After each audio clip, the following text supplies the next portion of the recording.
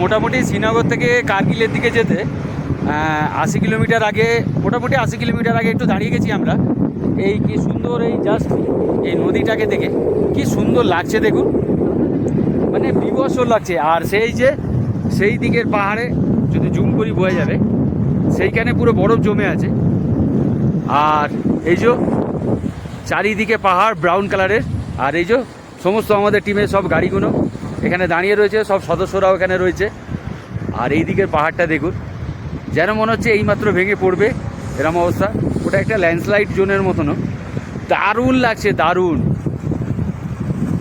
আর এই যে জলটা দেখুন,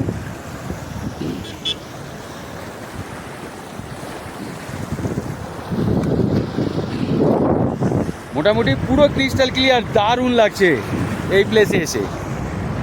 তো যাই হোক,